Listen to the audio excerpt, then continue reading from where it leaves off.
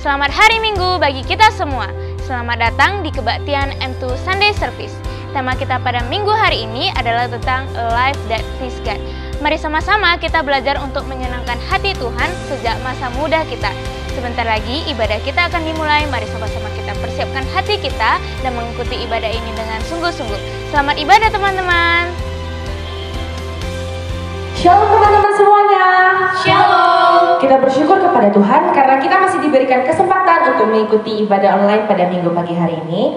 Untuk itu mari kita sama-sama satukan hati kita saat teduh sejenak. Percayalah kepada Tuhan dengan segenap hatimu, dan janganlah bersandar kepada pengertianmu sendiri. Akuilah Dia dalam segala lakumu, maka Ia akan meluruskan jalanmu.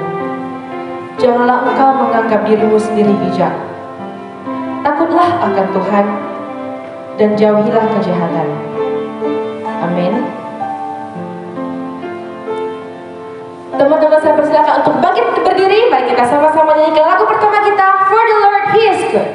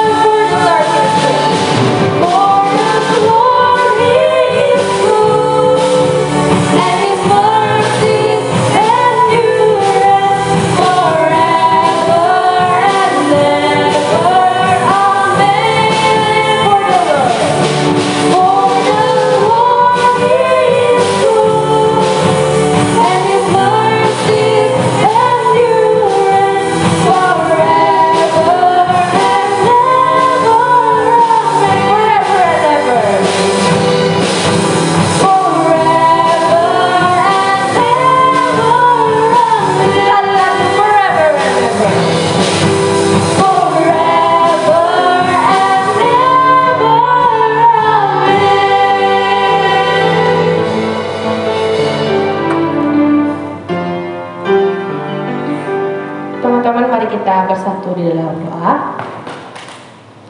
Tuhan Yesus, terima kasih pada pagi hari ini kami masih dapat mengikuti ibadah online pada pagi hari ini Tuhan. Tuhan, sebentar kami akan mendengarkan firman-Mu. Engkau urapi setiap hati kami dan pikiran kami, agar kami dapat menerima firman-Mu dan menerapkannya dalam kehidupan sehari-hari kami dengan baik. Terima kasih Tuhan. Dalam nama-Mu Tuhan Yesus Kristus kami telah berdoa. Amin. Mari kita sama-sama mengucapkan pengakuan iman rasuli, the Apostles' Creed. I believe in God, the Father Almighty, Creator of heaven and earth, and in Jesus Christ, His only Son, our Lord, who was conceived by the Holy Spirit, born of Virgin Mary, suffered under Pontius Pilate, was crucified, died, and buried. The third day He rose again from the dead. He ascended into heaven and seated at the right hand of God, the Father Almighty. From thence he shall come to judge the quick and the dead. I believe in the Holy Spirit, the Holy Catholic Church, the communion of saints, the forgiveness of sins, the resurrection of the body, and the life everlasting. Amin. Engkau mengenal setiap kami lebih dari siapapun. Engkau tahu cerita dan isi hati dari setiap anak-anakmu. Tak peduli masa lalu, Kau tetap menjadikan kami sebagai karya terindah. Mari kita sama-sama nyanyikan lagu Sampai Akhir Hidupku.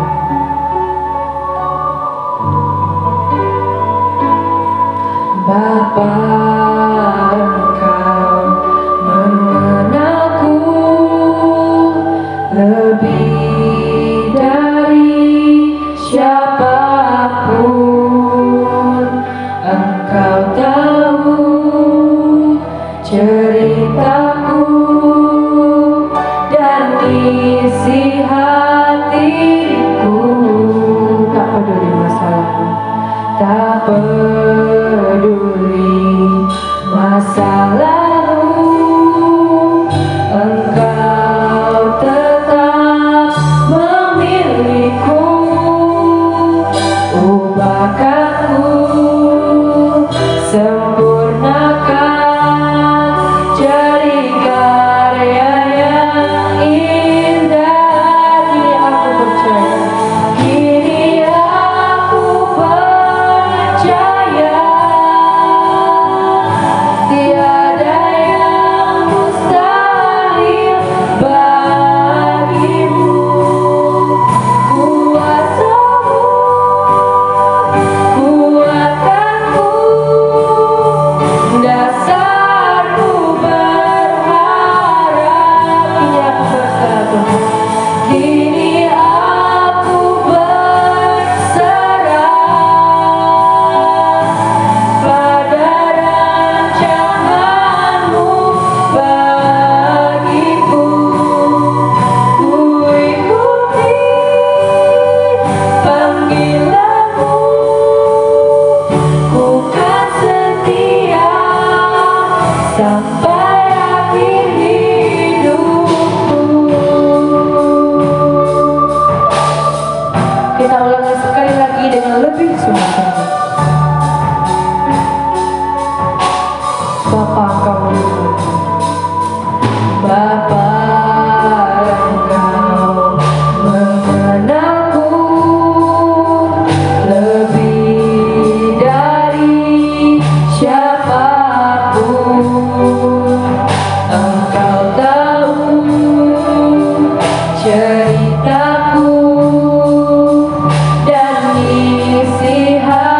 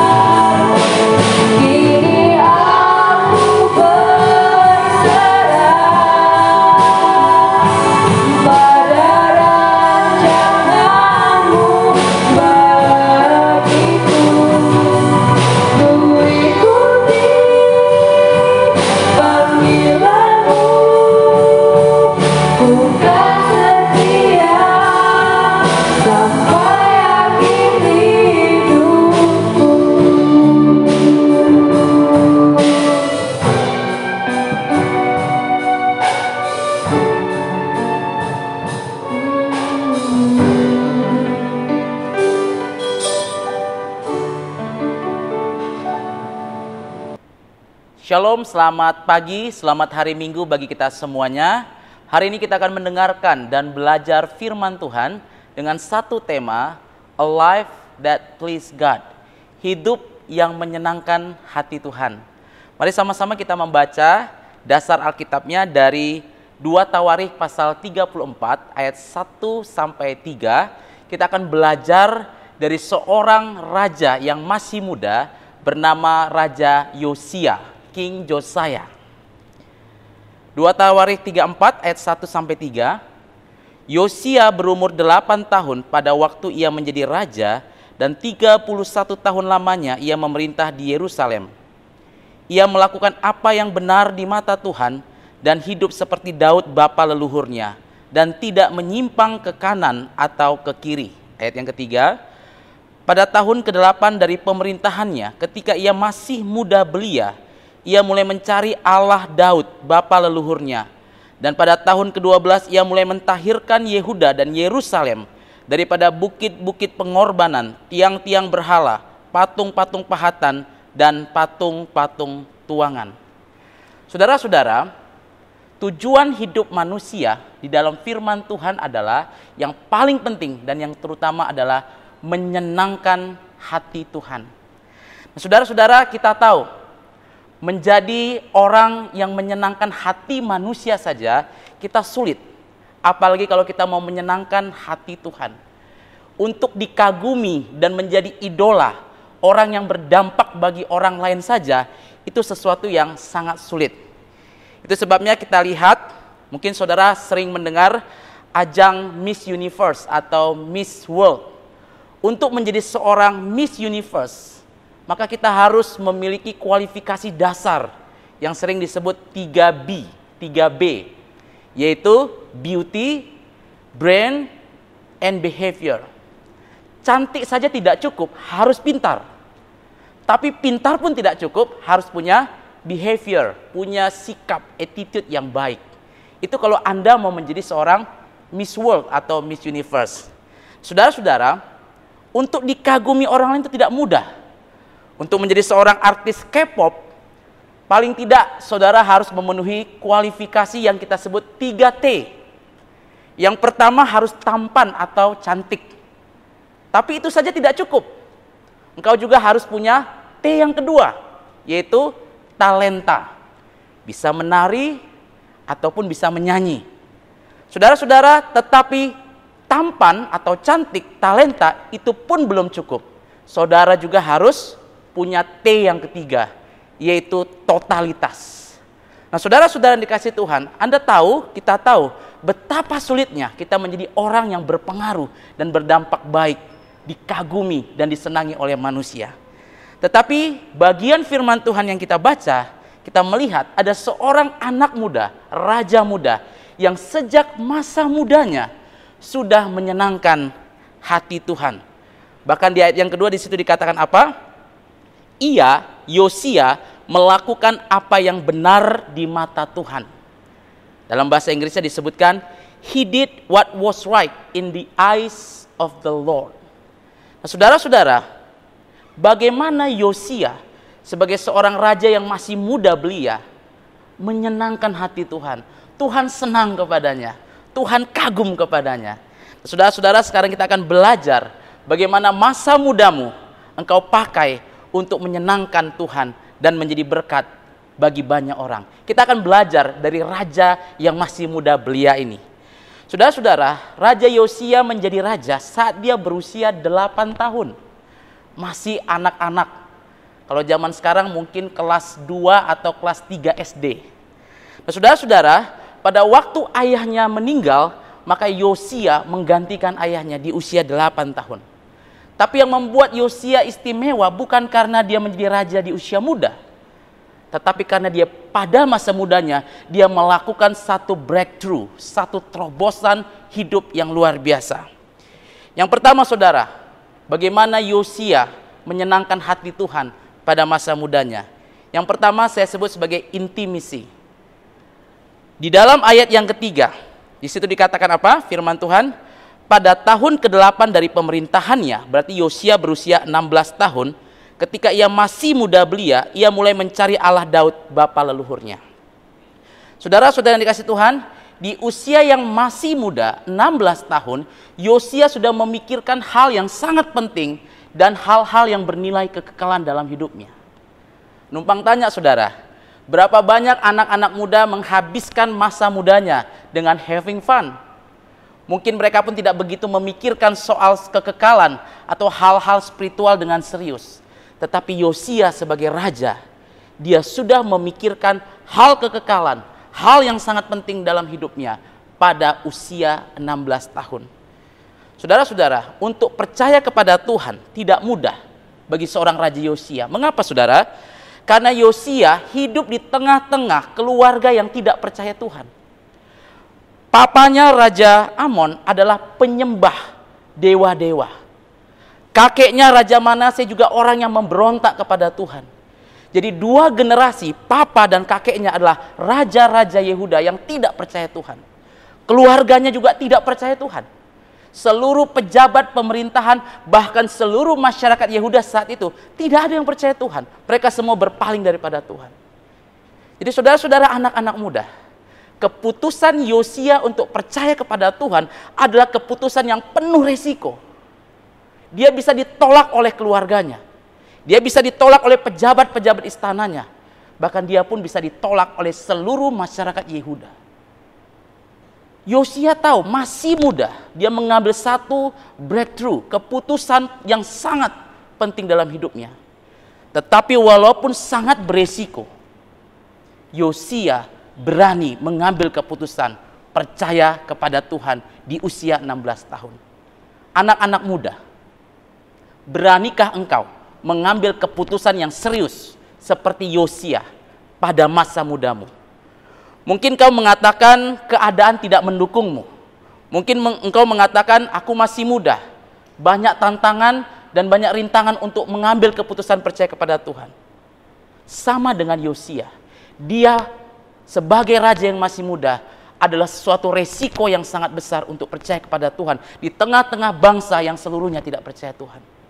Tapi Yosia menyenangkan hati Tuhan karena dia berani mengambil keputusan percaya dan dekat dengan Tuhan, intimacy with God.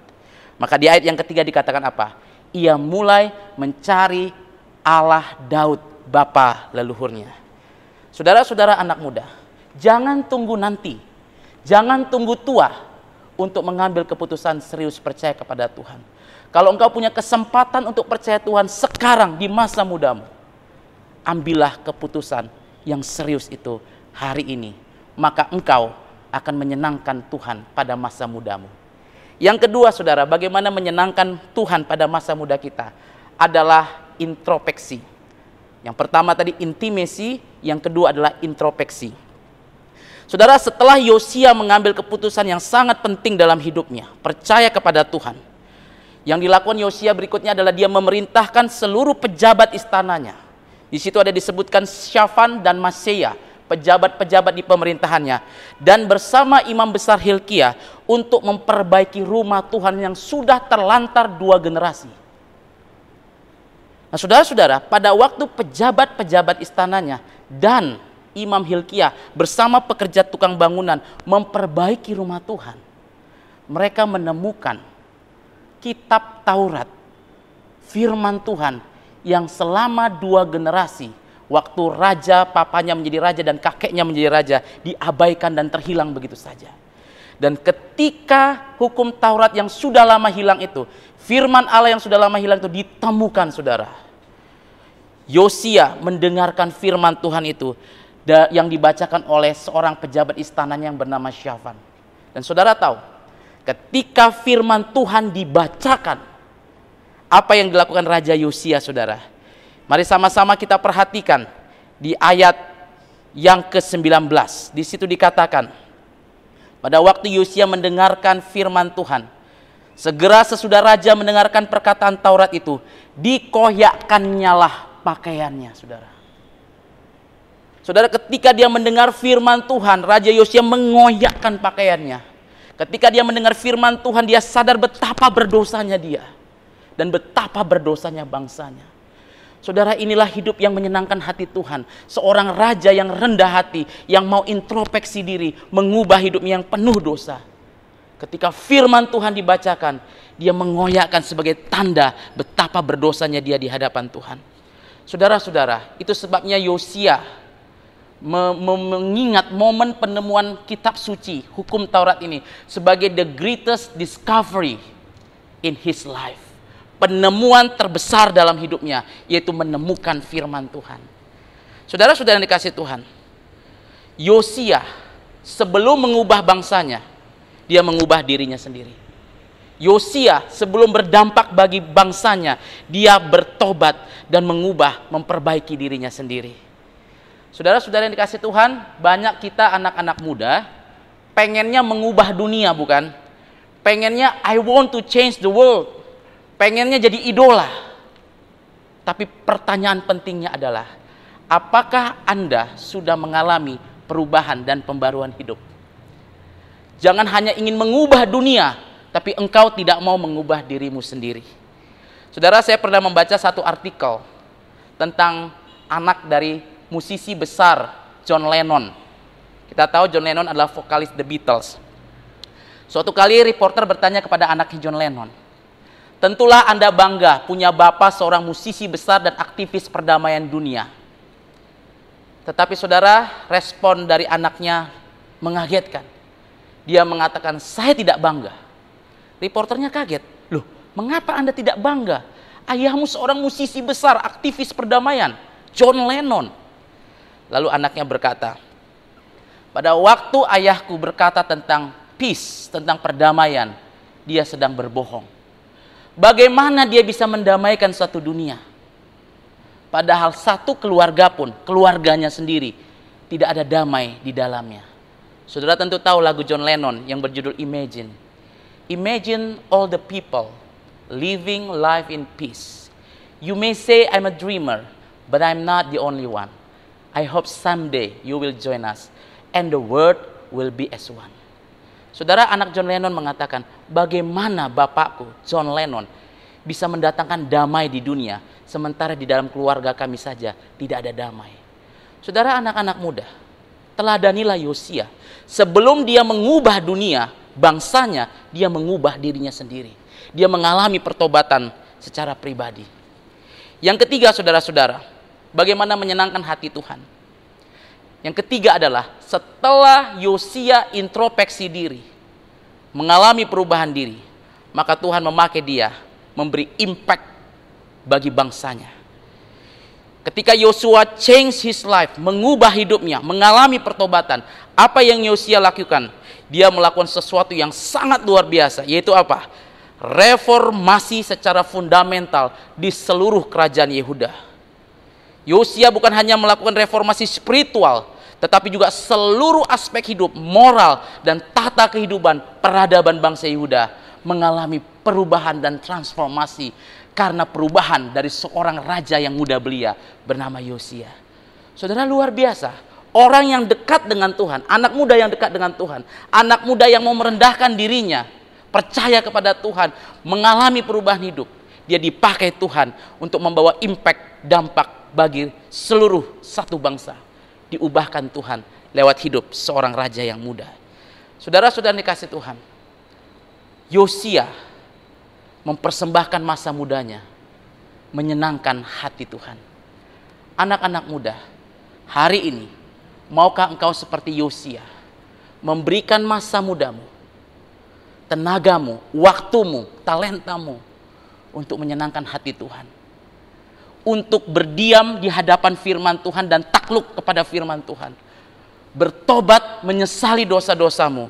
Dan ketika itu engkau akan dipakai Tuhan untuk menjadi impact besar bagi keluargamu, bagi masyarakatmu, dan bagi dunia. Saudara-saudara yang dikasih Tuhan, pada waktu kita mati, di dalam batu nisan, di dalam kuburan banyak orang ada tulisan yang beraneka ragam, kalimat-kalimat yang banyak. Tetapi saudara, tahukah engkau, ketika manusia mati di mata Tuhan hanya ada dua status kita.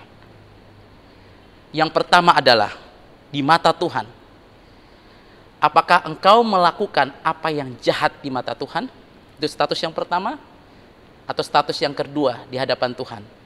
Apakah engkau melakukan apa yang benar di hadapan Tuhan? Saudara-saudara, papanya dan kakeknya mati dalam keadaan melakukan yang jahat di mata Tuhan. Sedangkan Yosia mati dalam keadaan melakukan apa yang benar di hadapan Tuhan. Saudara-saudara, apakah hidup kita hidup yang benar di mata Tuhan? Right in the eyes of the Lord. Mari pakai masa muda kita untuk menyenangkan Tuhan. Kita berdoa.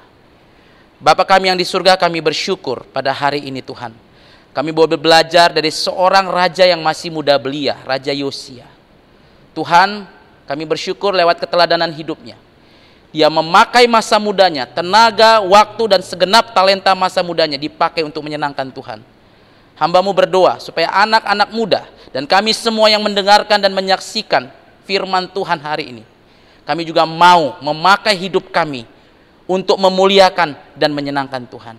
Sehingga hidup kami berdampak bagi keluarga kami, bagi bangsa kami, dan bagi dunia ini. Terima kasih Tuhan. Di dalam nama Tuhan Yesus kami berdoa. Amin. Mari kita sama-sama nyanyikan lagu penyanyi Haleluya.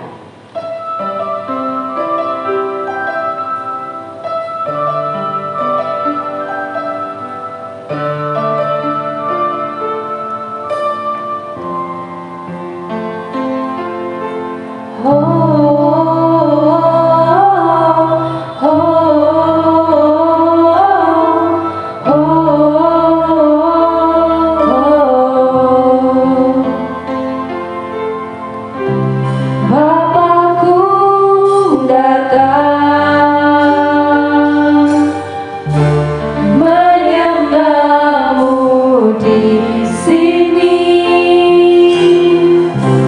'Ku percaya